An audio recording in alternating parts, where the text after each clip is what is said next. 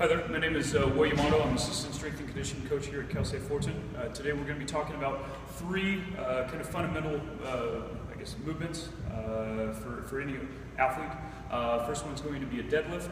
The second exercise is going to be a back squat, and then the third one is going to be a hang power clean from the power position. So first exercise is going to be a deadlift. Okay, we have our assistant here, Chelsea. She's going to be helping us out today. How you want to pretty much assess that deadlift, okay? You want to walk with or address the bar, okay? Feet shoulder width apart. From there, we want to talk about what's called a hip hinge, okay? So the chest is going to be tall. We're going to think about having our hands just resting right on our thighs, okay? From there, just pushing the hips back to right about the tops of the knees. From there, all the individual is going to do is then from there sit down. And they should be able to address the bar from there. As you can see with Chelsea, she has hips level. She has her chest nice and upright. All she's going to be doing is separating the floor, or pushing into the ground. Go ahead and do about 2 to 3 reps of chest. Good. As you can see, she's trying to, once again, push into the ground. The bar should be nice and upright, okay? Once again, we're not trying to derive the bar too far forward, too far back, just trying to make sure that we're in a constant plane, all right? Some things as far as cues or some things that we might see as far as deadlifting overall in the setup.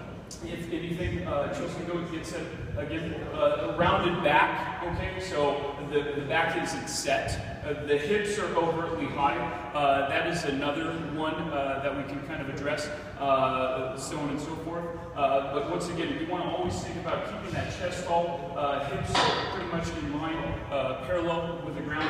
Once again, thinking about separating the floor, okay? Excellent. Our next exercise that we're going to talk about is a back squat, okay? So with this,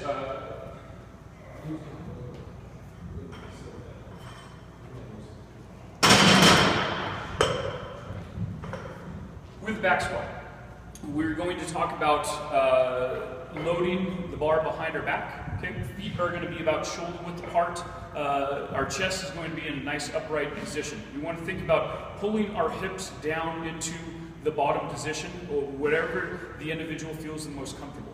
A lot of times what we'll see is not so much during the eccentric or the initial loading going down, we'll see more or less the hips kind of shooting back, what I call a good morning squat. So as far as the setup, Chelsea's going to have it to where roughly she's going to hop underneath, bar's going to be loaded about mid-trapezius.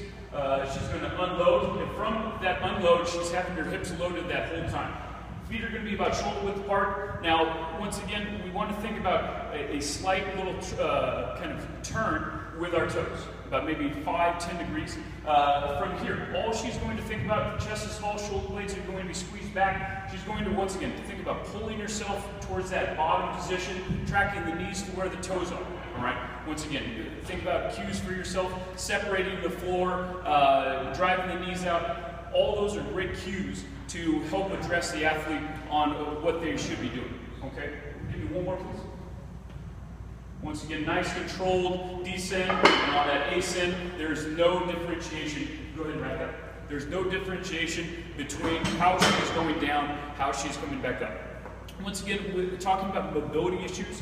A lot of times if we see the athlete kind of not setting up correctly, then the hips are going to be loaded properly. They're going to probably have it to where more of the stress is being put in their back than actually through their legs. Okay, that's the first thing. Also, ankle mobility. If you don't have proper ankle mobility, most of the time you'll probably be doing some form of heel elevation as you descend once again into that back squat. So we want to make sure that we address those issues as far as ankle mobility, hip mobility. So once again, we are able to pull ourselves into that bottom position and then come back up. What it looks like going down, it should look practically the same coming back up. As far as our last exercise, I feel that this is one of the most crucial as far as power development. The hang power clean from the power position.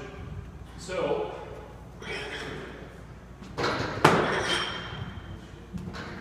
what we're going to be addressing here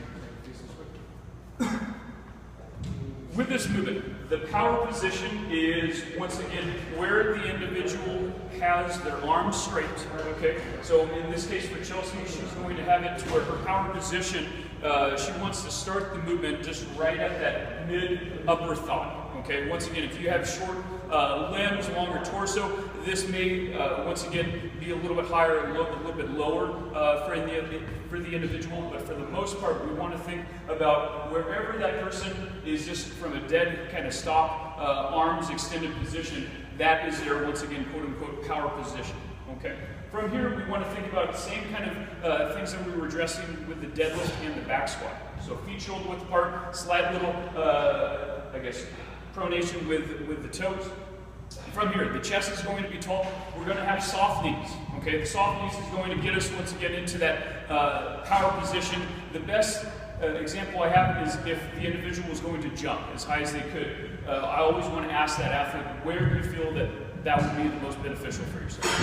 From here, we're going to think about, once again, applying force into the ground, driving, once again, our toes, pushing as hard as we can, getting that triple extension, ankle, knee, and hip all in alignment, okay? So once again, we want to think about trying to keep the athlete focus on some form of reference point straight forward, okay?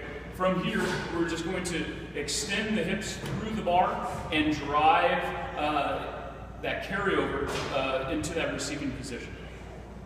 Here we go, Joseph. And go. So once again, we want to have a nice long pull, drive the hips through the bar, go. Just like so. Give me 2 more. That's it. 1 more. That's it. Excellent.